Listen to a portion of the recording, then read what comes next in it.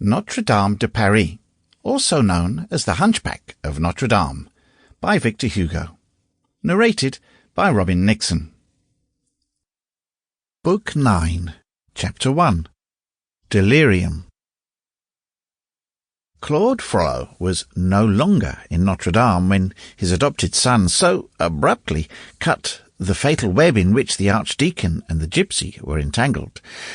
On returning to the sacristy, he had torn off his alb, cope and stole, had flung all into the hands of the stupefied beadle, had made his escape through the private door of the cloister, had ordered a boatman of the Touraine to transport him to the left bank of the Seine, and had plunged into the hilly streets of the university, not knowing whither he was going, encountering at every step groups of men and women who were hurrying joyously towards the Pont Saint-Michel, in the hope of still arriving in time to see the witch hung there, pale, wild, more troubled, more blind, and more fierce than a night bird let loose and pursued by a troop of children in broad daylight.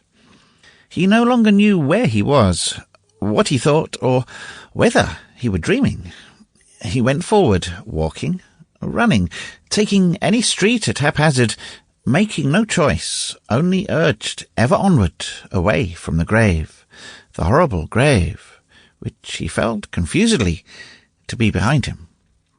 In this manner he skirted Mount Saint-Geneviève, and finally emerged from the town by the Porte Saint-Victor. He continued his flight as long as he could see, when he turned round, the turreted enclosure of the university and the rare houses of the suburb.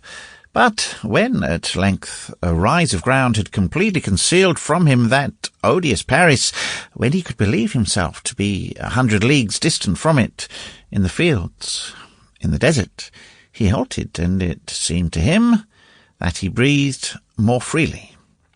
Then frightful ideas thronged his mind.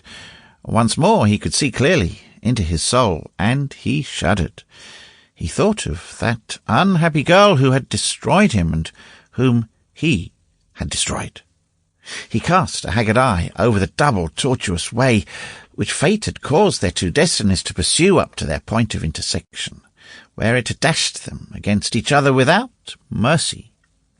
He meditated on the folly of eternal vows, on the vanity of chastity, of science, of religion, of virtue, on the uselessness of God.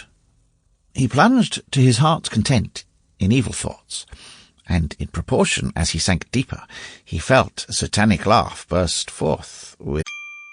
Sample complete. Ready to continue?